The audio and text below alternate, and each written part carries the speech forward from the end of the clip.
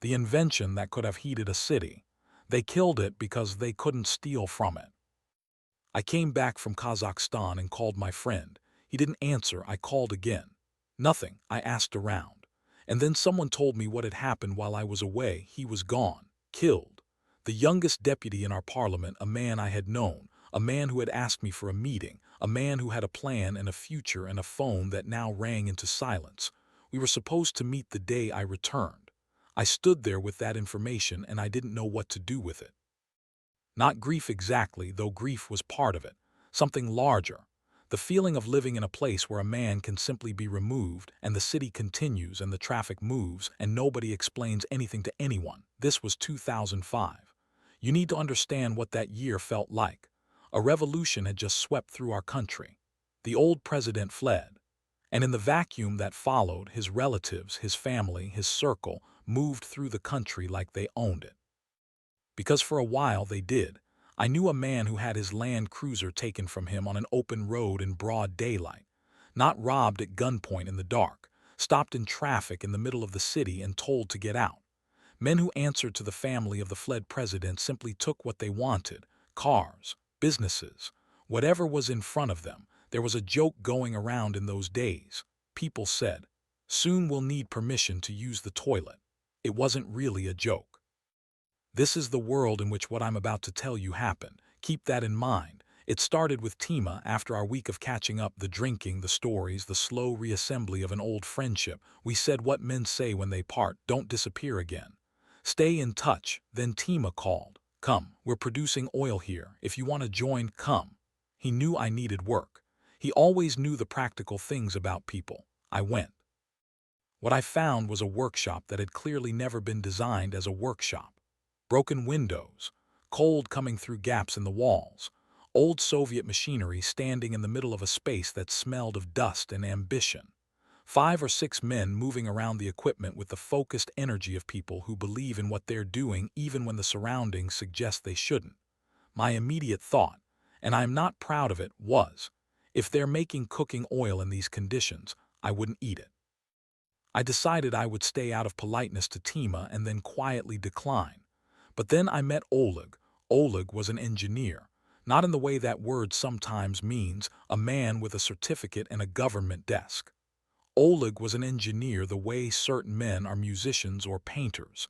It was simply what he was, at a level below profession and above hobby. He had invented things, real things. Things that were, as I would come to understand, still relevant and still unimplemented. Not because they didn't work, but because in a country built on corruption, any system that reduces waste also reduces the opportunity to steal.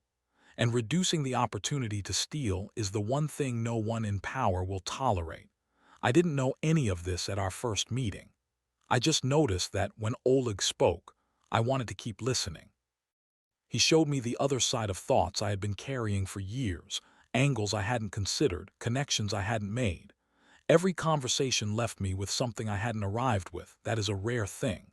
I don't take it for granted. The oil business with the others collapsed quickly, as these things do when the people involved care more about dividing money than making it. They argued. They couldn't agree. They scattered. Oleg remained. Then I got sick. Nothing dramatic, but sick enough to spend time in bed, which meant time talking to a doctor friend who came to check on me. And in the middle of an ordinary conversation about health and the body, he mentioned something almost as an aside. "Walnut oil," he said. "Cold pressed from real walnuts. Remarkable properties. Almost impossible to find." I asked where to buy it. He shrugged. "Nowhere here. I don't think it's produced anywhere in the former Soviet Union." I lay there after he left and turned that over in my mind.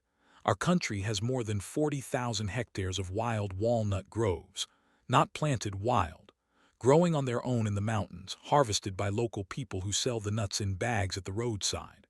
The raw material existed in extraordinary abundance, and not a single press, not one facility, not one bottle on a shelf anywhere in the entire post-Soviet space. I knew what that meant. I brought the idea to Oleg.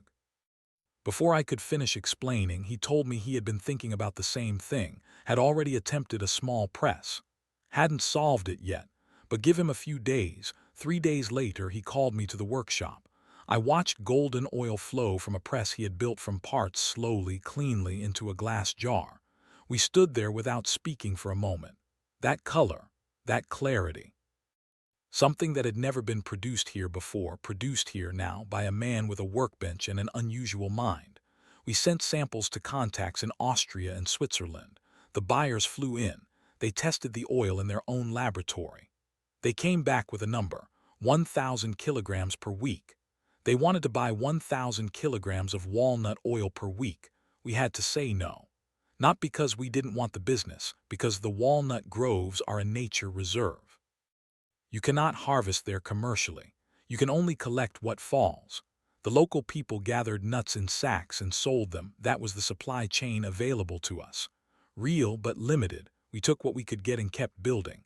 But before the oil, there was the orphanage. Tima had brought Oleg a project.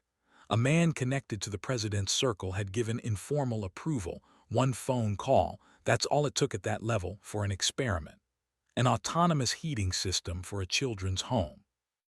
No boiler, no coal, no central heating connected to anything outside. The concept was simple in the way that only genuinely brilliant ideas are simple. Dig a pit. Fill it with 130 tons of stone. Seal it like a thermos. Mount a reflective panel on the south-facing wall to capture sunlight. Run ventilation pipes through the floors of every room. Through summer and autumn, the stone absorbs heat. In winter, it releases that heat slowly, evenly, consistently. And on the days when winter sun appears, and it does appear, even in the coldest months, the panel does not heat the stone. It reheats it, tops it up, keeps the system running. We spent a winter monitoring that building. The children ran through the corridors in light clothing. The radiators were cold and irrelevant. The boiler room was silent. The man whose job was to shovel coal took the longest holiday of his career. It worked. Completely. Undeniably. And then it was killed. Not by technical failure, not by a flaw in the design, by the simple fact that the previous system, the coal boilers, the central heating, the annual fuel budgets, had been a machine for stealing. Fuel that was listed as burned but pocketed. Budget money that disappeared into the gap between what was ordered and what was used.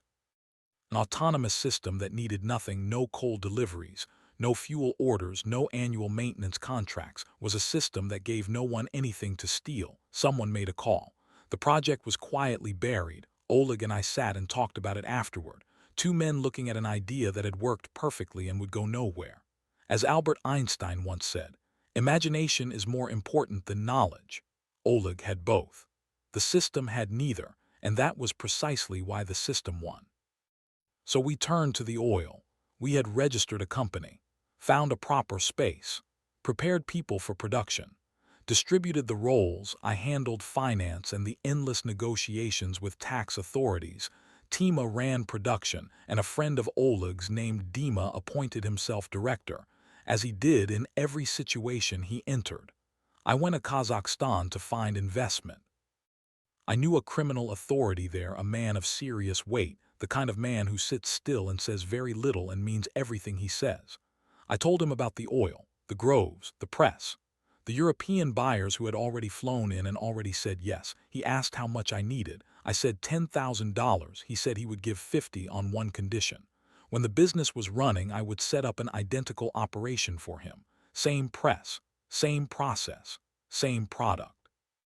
I said yes before he finished the sentence. He counted out 10,000 without hesitation as a first installment and handed it across the table. I drove back with the money and found that everything had moved faster than I expected. The company was registered, the space was ready, the people were trained.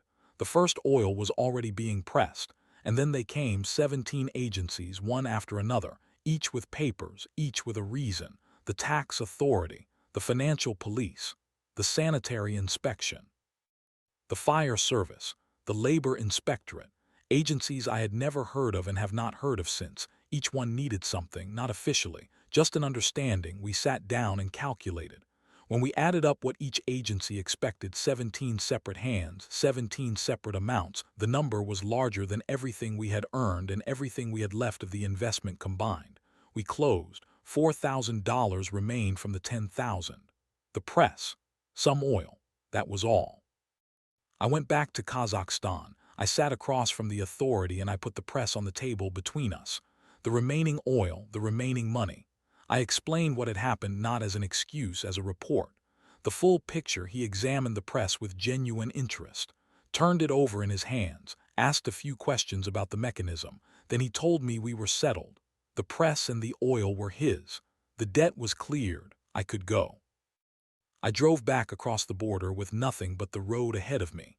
As Fyodor Dostoevsky wrote, pain and suffering are always inevitable for a large intelligence and a deep heart. Oleg had a large intelligence. I had, by that point, a very deep experience of suffering.